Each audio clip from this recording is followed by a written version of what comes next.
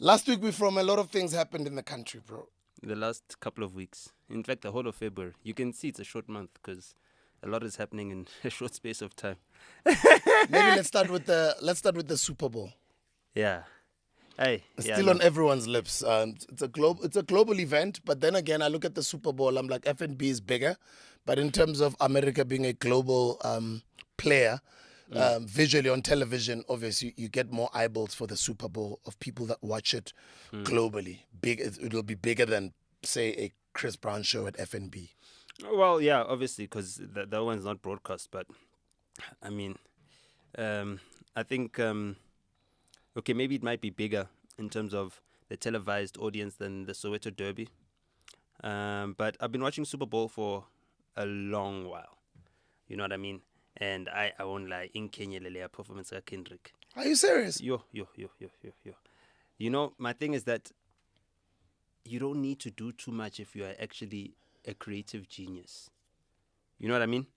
So for me, it was like the juxtaposition of what Kanye is doing versus what Kendrick is doing.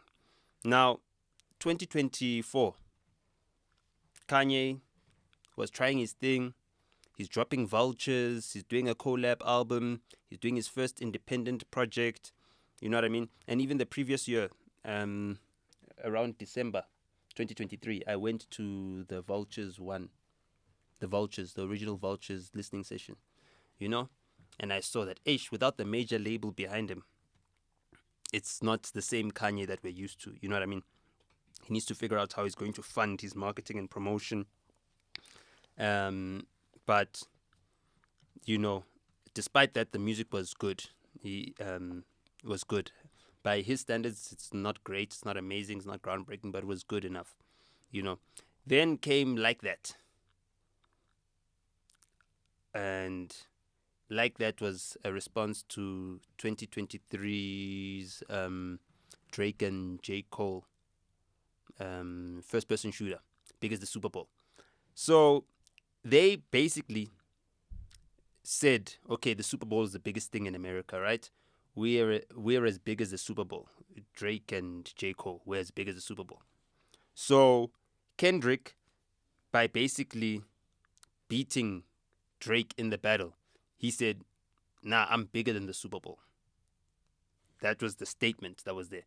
So then they said, okay, fine. If you're bigger than the Super Bowl, let's see how you do with a Super Bowl performance, you know? And his Super Bowl performance follows Usher last year. Now, Usher is has-been artist if we talk about the current stakes right now. I mean, even his album dropped, but no one really cared about it. But he's a legend and an icon at the same time, you know.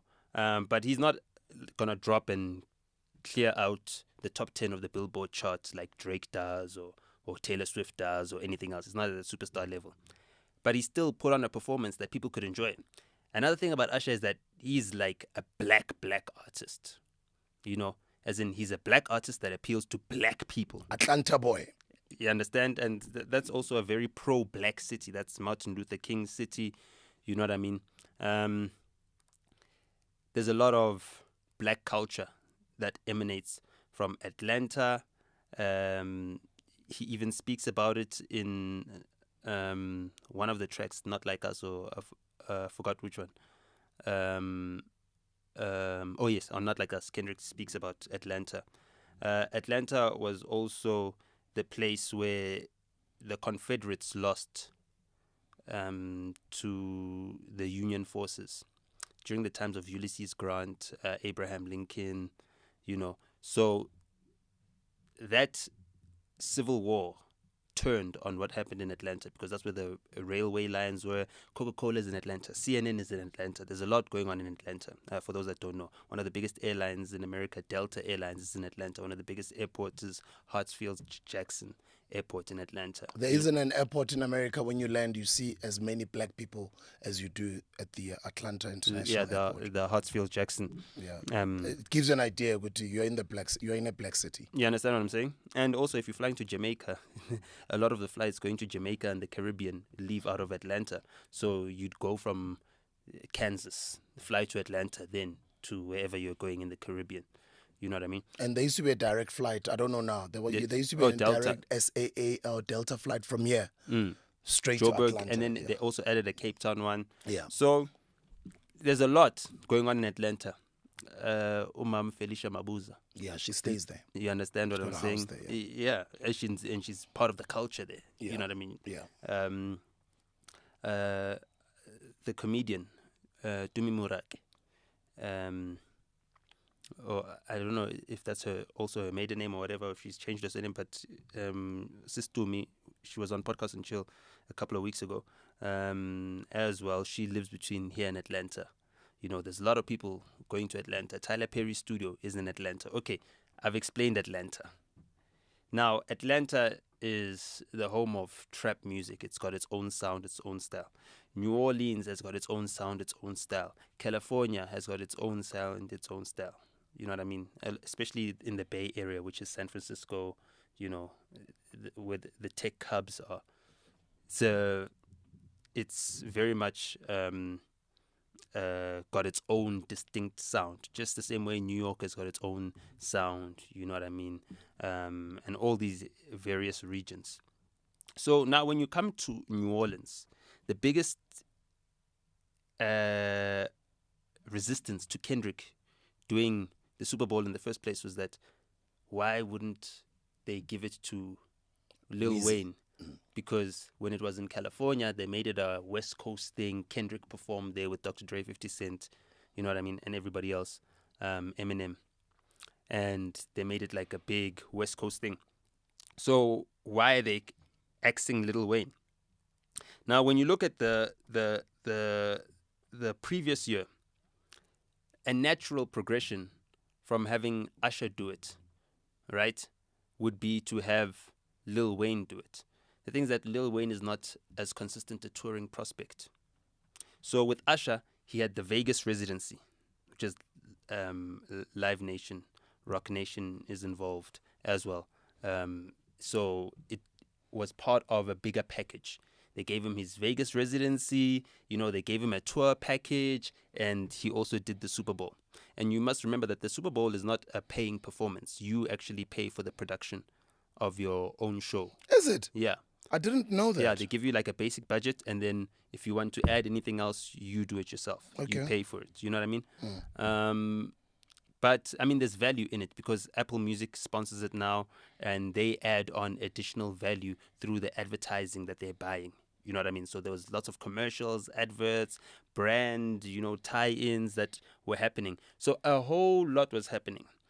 And because of the hype of the battle between one of the guys that was as big as the Super Bowl, because the other one dropped out, right?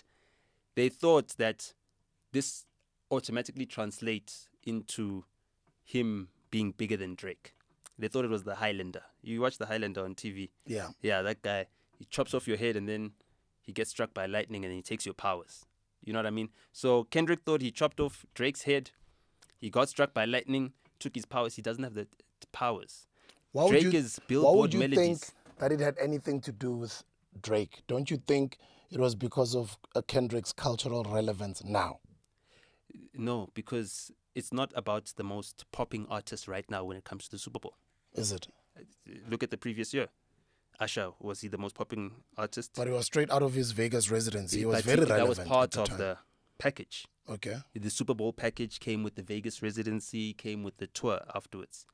You understand? So, and the continued residency after that. It was all part of a total package.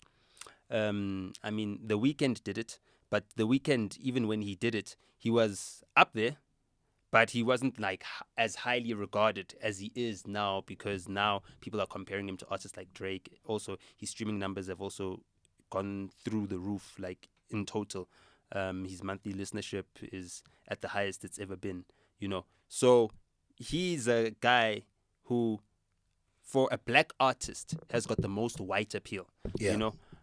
So I would say that The Weeknd, white people relate to his music. They listen to his music. It's their music. You know what I mean?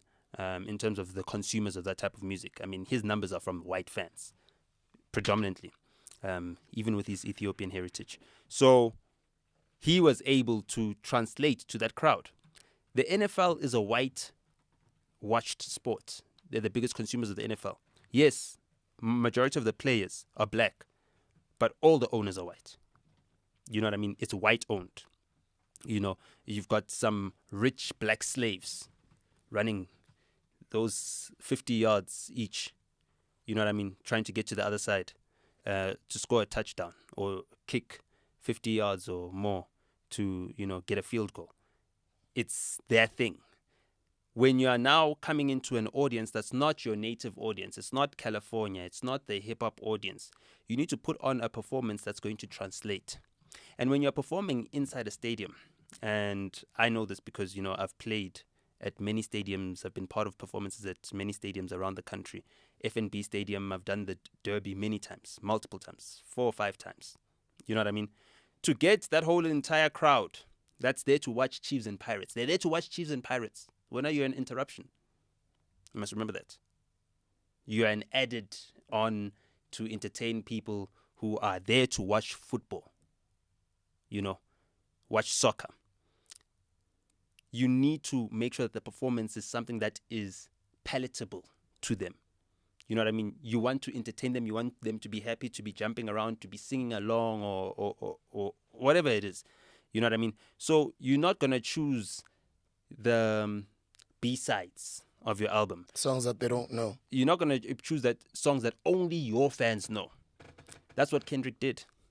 He chose only the songs that his fans know, that his fans mess with. And then in the end, the performance was like, okay, let's see when he's going to do Not Like Us and what the response is going to be, And that was the highlight of the show. So you bored us with everything, and then you gave us a snippet of Not Like Us, and then you turned to TV off, and you also didn't use the full allocated time. You brought SZA in just to, sing half of a song that was for a Black Panther soundtrack.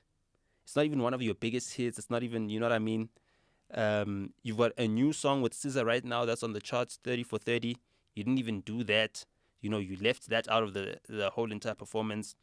You've got Samuel L. Jackson acting as Black Uncle Sam, as well as the character that he played on Django. You know what I mean?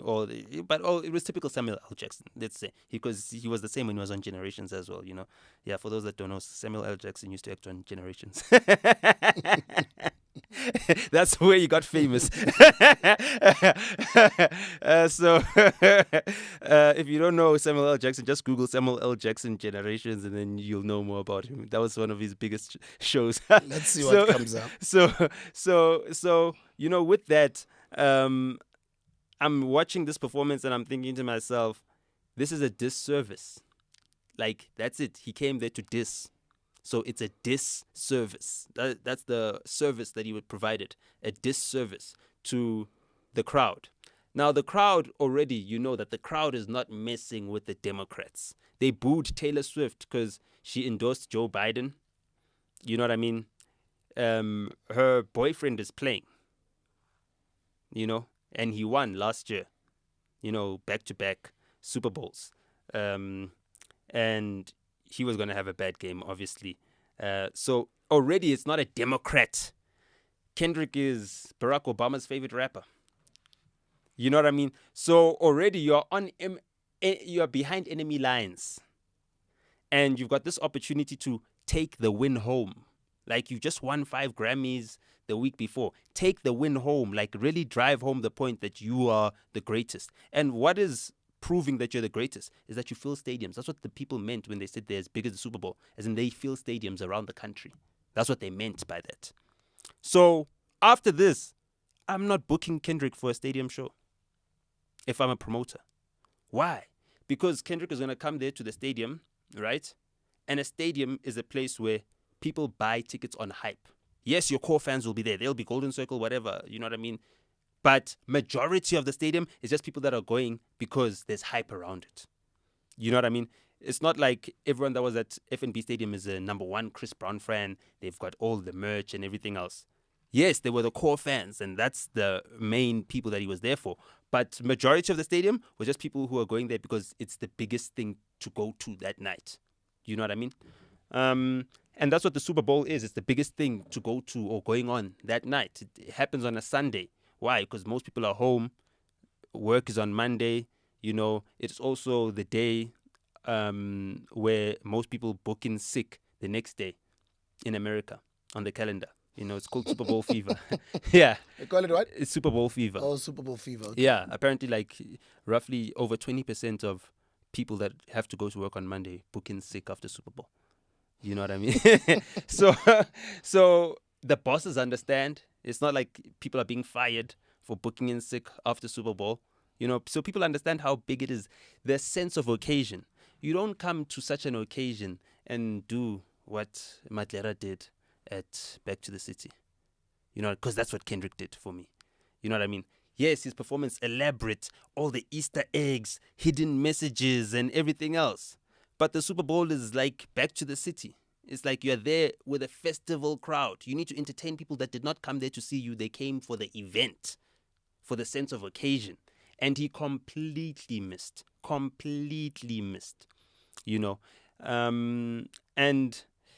for me, it's just sad because the whole entire thing was that we're ending Drake, right?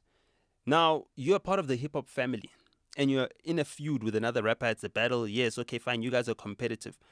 But at which point, when the Philadelphia Eagles are playing against the Kansas City Chiefs, right, are they trying to end NFL altogether? At no point. They play, the one wins the trophy, the other one goes home to Taylor Swift, to cry on Taylor Swift's shoulder, and then it's over, or Brittany Mahomes' shoulder, whichever one. Because that's the quarterback of the Kansas City Chiefs. So, wife, sorry. So now, hip-hop is over. Let be fixed to hip-hop. It's over. Because with Drake still at the top of the game, even though the rest of hip-hop was declining, right? At least you could still say, but the biggest artist in the world is Drake. Now you've removed him from his perch, from that position, right? But you can't occupy that position. You know what I mean? It's like Inkosi Mapet, Maibulawa yi patata. You know what I mean? It's not the same thing as Ushaga when he gets killed by Dingan. Because that's succession. You know what I mean? Now someone else is taking over the crown. No one is taking the crown. The seat is still vacant. And the Super Bowl was the occasion where Kendrick is now saying, okay, now I'm assuming the crown. And he got to the crown and said, I don't want it. I don't want to be the king of hip-hop. I don't want to, be at the top of the pops. I just want to do my own thing. I want to be able to disappear. I want to be able to not have a phone. I want to be able to not have to play the politics.